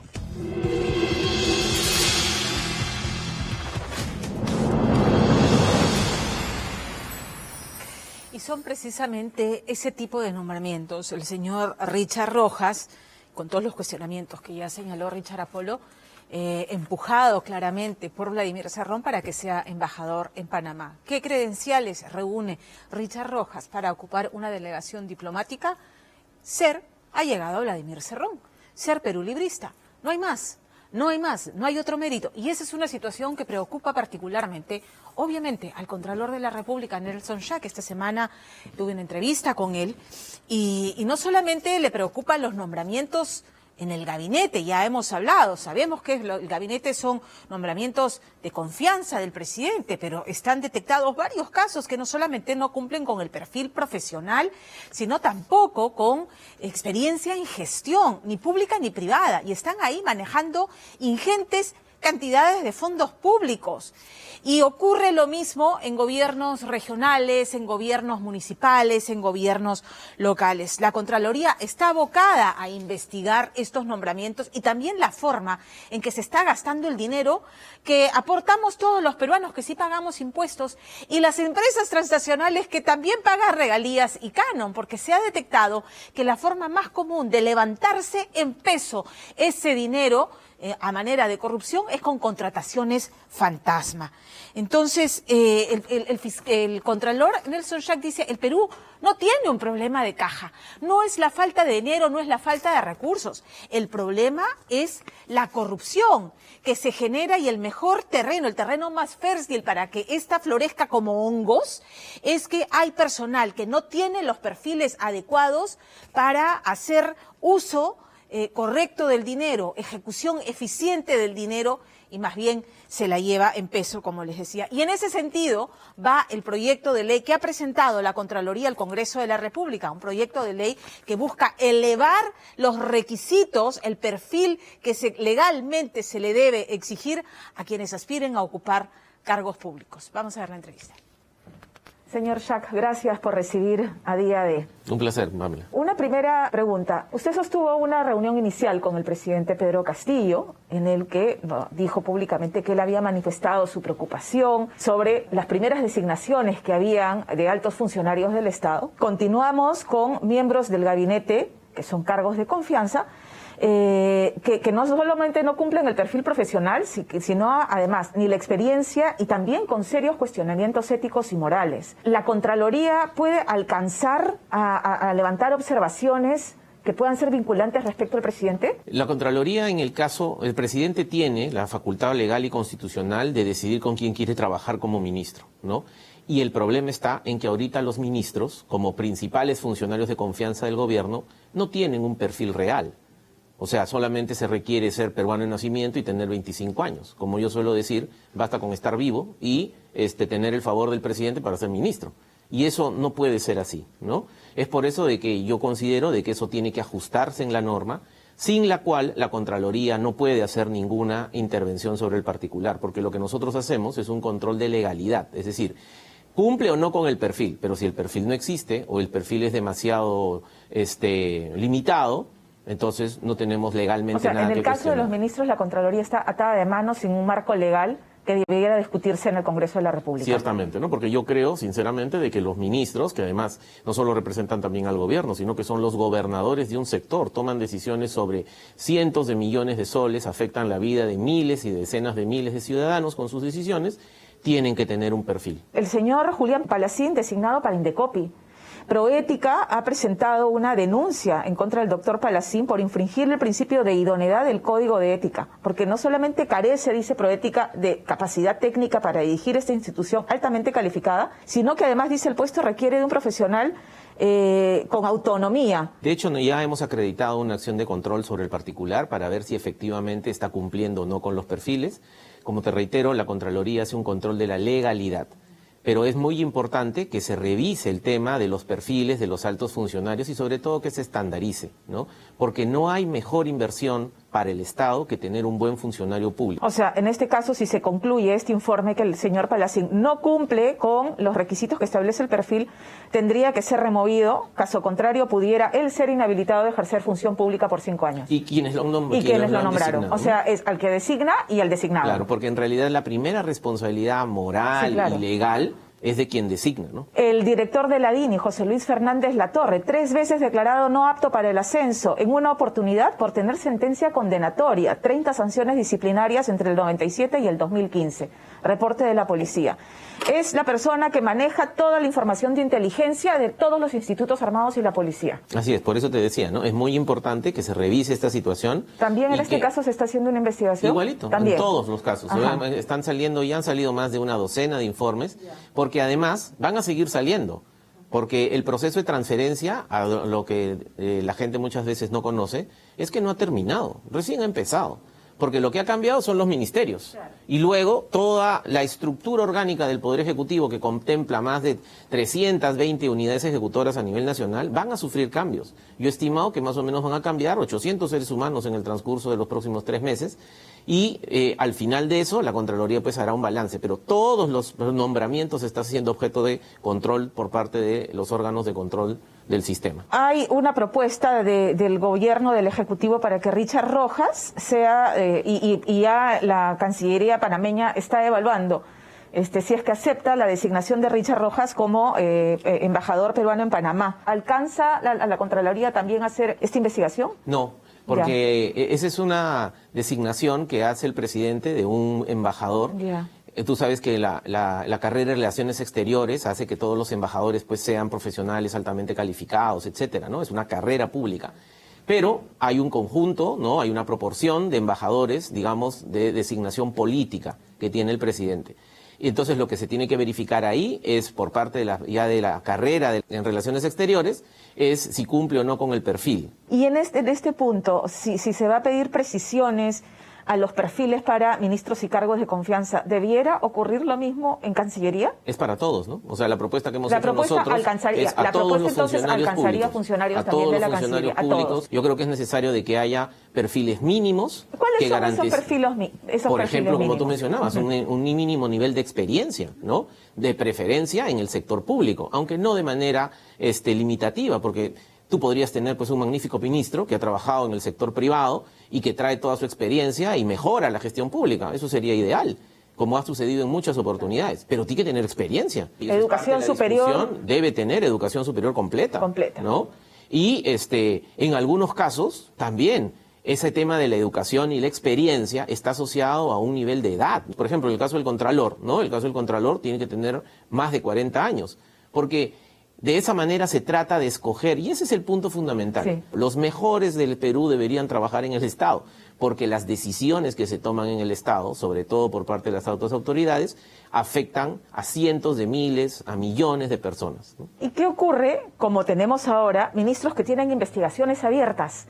Todos apelan a la presunción de inocencia, pero por delitos tan graves como el caso del señor Bellido, vinculación al terrorismo y presunta apología al terrorismo. El señor Iber Maraví, que no tiene investigación abierta, pero hay atestados policiales de la época en la que señalan que está involucrado en actos de terrorismo. Y podríamos seguir en algunos otros casos, esos son los más saltantes. ¿Qué hay con esa situación? O sea, se puede apelar presunción de inocencia, no tengo condena. Entonces, ¿de qué me acusan? Lo que pasa es que en un Estado constitucional de derecho, Pamela, todos tenemos que ser conscientes de que efectivamente la presunción de inocencia es un derecho fundamental. Pero ningún derecho fundamental es ilimitado, es absoluto. Admite una serie de restricciones. En este caso, por ejemplo, ya la Constitución, la normatividad vigente establece que si no tienes una sentencia condenatoria firme, basta con una sentencia en primera instancia, no puedes postular a cargos públicos, ¿no? De elección. Igual no puedes postular a ser alcalde, gobernador, etcétera. Que es el caso de Vladimir Cerrón. Así es. Que no pudo postular, pero una vez cumplida los 4 años de prisión suspendida, queda habilitado nuevamente para... Claro, porque teóricamente, como tú dices, queda habilitado porque se supone ya cumplió su pena y ya, entre comillas, el sistema lo resocializó, ¿no? Okay. Es por eso de que... O sea que es posible que en el 2026... Cerrón quede habilitado para postular. Ciertamente, pero eso va a depender pues de las decisiones y las discusiones que se tengan en el Congreso.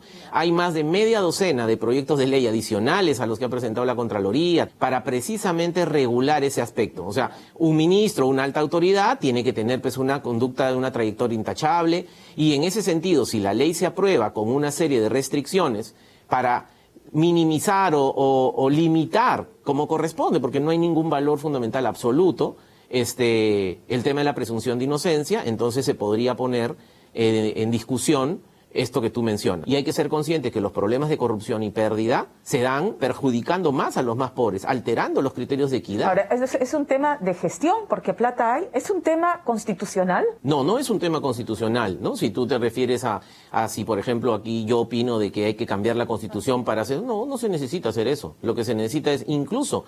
Dentro del marco constitucional vigente, con ciertos ajustes a las leyes actuales, se podrían hacer grandes cambios en el tema de lucha contra la corrupción. Empezando porque haciendo que el ecosistema de control, donde la Contraloría es un actor muy importante, sin duda alguna, pero tan solo un actor, funcione mejor.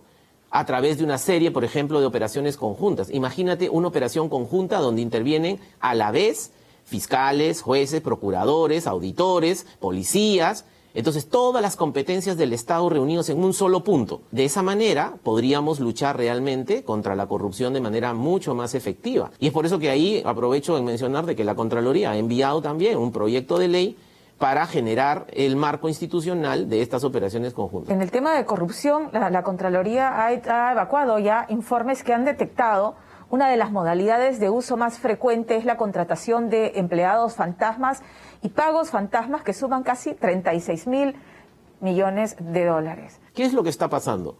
No es, como a veces la gente cree, que un hacker informático ha penetrado y ha violado el sistema integrado de administración financiera y ha creado registros falsos y de esa manera han podido sacar la plata del erario nacional y abonarlo en cuentas de empresas que no tenían, o de personas naturales que no tenían ninguna vinculación contractual con el Estado.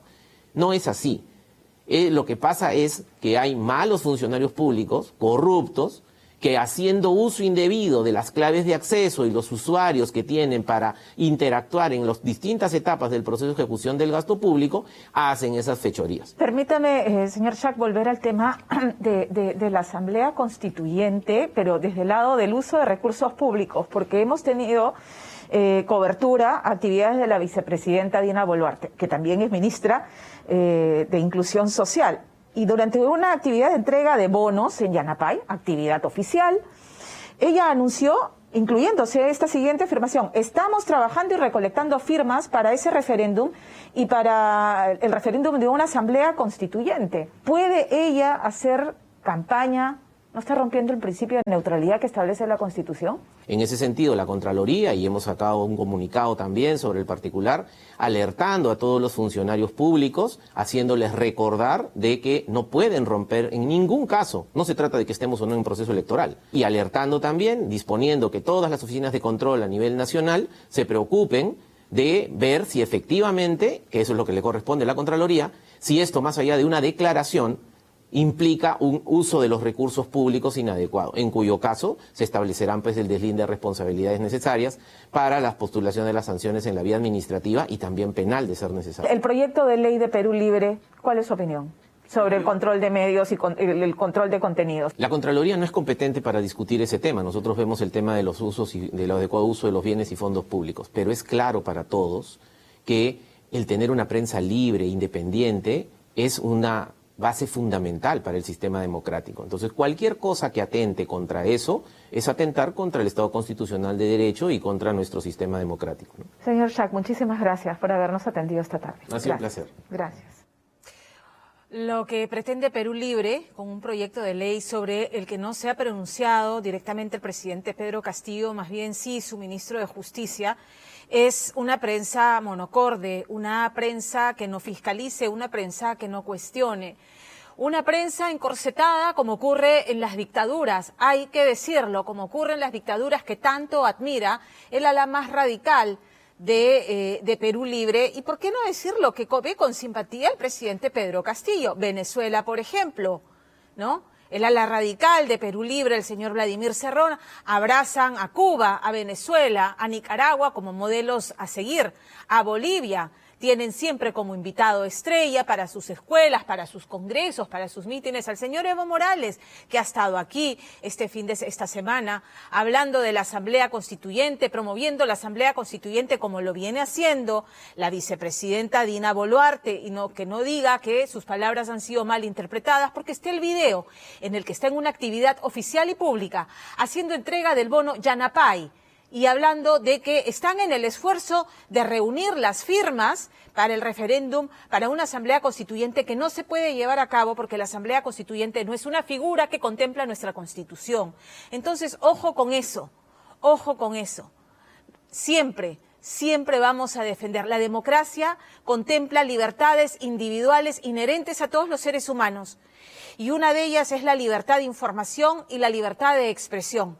Habrá quienes infelizmente, ¿no es cierto?, aplaudan, ¿no?, como focas, el tema de sí, prensa basura, prensa mermelera. Esa narrativa que no ha sido construida con Perú Libre, pero de la que ha echado mano, esa narrativa en contra de la prensa viene de políticos irresponsables de otras tiendas políticas. Prensa mermelera es un epíteto que acuñó el fujimorismo. Hay que decirlo, sí, y que alegremente abrazaron otros candidatos que también atacaron a la prensa durante la campaña electoral porque les molestaba estar bajo los reflectores que se les ponían para fiscalizar sus promesas de campaña, sus inconsistencias y su pasado. No les gusta, pero quien entre en política tiene que asumir que va a ser fiscalizado en sus activos y en sus pasivos, y sobre todo en sus pasivos, porque eso corresponde, fiscalizar para que la gente pueda hacer un voto informado. Perú Libre abrazó ese discurso fustigador en contra de la prensa y durante la campaña Incluso hubo gente que, haciendo lo suyo, asusados en ese sentido, actuaron en consecuencia agrediendo a la prensa. Entonces nosotros no vamos a cerrar, no nos vamos a callar y vamos a denunciar esos atropellos, como que vamos a denunciar esta actitud hostil que ya se empieza a sentir de parte de algunos ministros, como el señor Bellido diciéndole a un reportero, lávate los oídos, no estás escuchando bien, ¿no? O impidiendo que la prensa cubra actividades oficiales y públicas que tradicionalmente siempre se han cubierto de modo plural. Vemos con mucha preocupación eso. No hay pronunciamiento del presidente en el sentido de este proyecto de ley, que francamente es un mamarracho y que no va a prosperar porque ya hay varias tiendas políticas representadas en el Congreso que han entendido que de prosperar, que no va a ocurrir porque no tienen los votos en el Congreso, es atentar contra la libertad de expresión y es atentar contra derechos fundamentales y es antidemocrático. Solamente es propio de las dictaduras. Vamos a hablar del escándalo que ha generado el premier Guido Bellido con un tuit sobre Camisea, ¿no es cierto? O se sientan a negociar o los nacionalizamos, ¿no? O sea, siéntate a negociar con una pistola apuntándote a la cabeza. Y todas las reacciones que han habido a lo largo del día, hasta que al final del día finalmente se pronunció el presidente Pedro Castillo. Regresamos. Tengo mensaje de nuestro auspiciador antes de ir a la pausa. En octubre, ATV estrena la gran novela turca con la historia de Onur y Sheresade, Las Mil y Una Noches.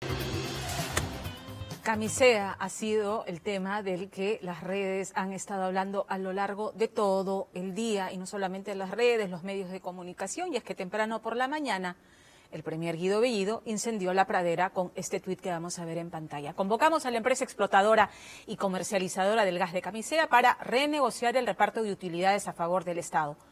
Caso contrario, optaremos por la recuperación o nacionalización de nuestro yacimiento. Punto. Expropiación. Te pongo una pistola en la cabeza. ¿No quieres renegociar? Nacionalizo, expropio. De un plumazo o de un tuit de 240 caracteres, el premier Guido Bellido, que representa la voz del presidente y de las políticas de Estado establecidas por el presidente de la República, que es el señor Pedro Castillo, se tiró abajo todo el esfuerzo que hicieron Franque, Maurtua y el presidente Castillo en su gira por los Estados Unidos. ¿Qué había dicho el presidente? No somos comunistas, no hemos venido a expropiar a nadie, no hemos venido a ahuyentar las inversiones. Bienvenidas inversión extranjera, el marco jurídico se va a respetar. Se va a respetar un pepino, es lo que le está diciendo Guido Bellido aquí, no solamente a la empresa de Camisea, sino a todos los inversionistas privados que miraban con expectativa o que han escuchado con expectativa el discurso del presidente Pedro Castillo. Entonces, claro, con justicia nos preguntamos, al leer un tuit de este tipo, ¿quién está gobernando en el país? Largas horas han transcurrido hasta que finalmente el presidente Pedro Castillo se pronunció. Antes que él lo hizo, ¿quién? Vladimir Cerrón, por supuesto. Vamos a leer el tuit de Vladimir Cerrón. Que se renegocie el contrato ley del gas de Camisea y se le reconozcan al Estado mejores ganancias para satisfacer las demandas legítimas del pueblo. ¿Está mal? Si la empresa no acepta, ¿está mal tomar el control del yacimiento peruano? El Estado tiene que poner las cosas en orden. A ver, el señor Vladimir Cerrón no es presidente, aunque parezca presidente de facto, porque los silencios y los vacíos que deja el presidente democráticamente elegido, que es Pedro Castillo, lo viene llenando hace rato el señor Vladimir Cerrón, que se cree con la autoridad para desde el tuit disponer las políticas de gobierno. Y Perú Libre, el partido, no es el Estado. Pero parece que eso no lo tienen claro, y claro, los vacíos que deja el presidente con sus ausencias, con sus silencios, los llena este señor. Lo que parece no tener claro Perú Libre y el premier Bellido es que ni el premier ni el Ejecutivo, y nos lo han hecho saber a lo largo de todo el día, abogados expertos en la materia, pueden forzar una renegociación, artículo 62 de la Constitución. No pueden expropiar nada sin ley del Congreso, artículo 70 de la Constitución, donde, por cierto, no tienen los votos. Entonces, con preocupación, la presidenta del Congreso, César Acuña, de diferentes bancadas, han salido a decir esto no hace sino dañar la confianza empresarial. pero además vemos con enorme preocupación la incoherencia de los mensajes, porque Franque había dicho, no vamos a expropiar nada, ese era el mensaje que llevaban. Están petardeando desde Perú Libre, el señor Cerrón, el señor Bellido, permanentemente petardean, no solamente y de forma temeraria, la palabra del presidente de la República, sino su investidura. Y eso es muy grave. Y lo que estamos viendo el presidente, ¿no?, como que atrapado en medio de estos pronunciamientos públicos que se largan por la libre y el enfrentamiento que hay al interior del gabinete que cada vez es más patente entre el ala radical, ¿no?, de los cerronistas y los más moderados. A Maurtua ya le cayó, a Franque le cayó, a Torres le cayó. Hay un enfrentamiento, hay una pugna que hace a este gabinete un gabinete fallido, un gabinete insostenible con el señor Bellido al frente petardeando de este modo al presidente de la República. Dina Boluarte, la vicepresidenta, también ha salido a decir, bueno, es que son las formas en las que lo ha dicho Guido Bellido, pero la política del gobierno es la renegociación, ¿no es cierto? A ver si se ponen de acuerdo y más coherencia. El único llamado a resolver este tema y a demostrar que quien tiene clara la política del gobierno es el presidente Pedro Castillo, que al final del día publicó lo siguiente. En este gobierno del pueblo estamos comprometidos con llevar gas barato a todos los peruanos. Cualquier renegociación se dará con respeto irrestricto al Estado de Derecho y velando por los intereses nacionales. El Estado y el sector privado trabajando juntos por un Perú mejor. Primera vez que vemos al presidente Pedro Castillo ya aclarando, enmendándole la plana directamente a Guido Bellido. Nos preguntamos entonces, ¿seguirá manteniendo al señor Bellido al frente del gabinete cuando ha tenido la temeridad de públicamente, ¿no?, señalar con hacer esta rabieta pública, demostrando que hay una pugna de poder al interior del gabinete y en el Ejecutivo? ¿Seguirá manteniendo al señor Iber Maraví? Esta situación es insostenible, espanta no solamente la inversión, genera una situación de incertidumbre en la mayoría de peruanos. La renegociación es posible, la renegociación de hecho era un tema que se iba a ejecutar, pero estas condiciones entrampan cualquier intento de sentarse en una mesa de negociación, porque con un puñal apuntándote o con una arma apuntándote en la cabeza, bien difícil que puedan llegar a buen puerto. El señor presidente de la República es el llamado a zanjar este tema. Le corresponde porque es el presidente de la República. Y estas son consecuencias de sus decisiones políticas, de los nombramientos y de sustentarlos con su silencio y de no hacer los cambios que se le reclaman. Nos vamos a la pausa. Gracias por habernos acompañado esta noche aquí en Día D. Como siempre, el próximo domingo nos encontramos aquí. Antes viene Andrea Llosa. 9:55 de la noche, su cita con Día D. Buenas noches.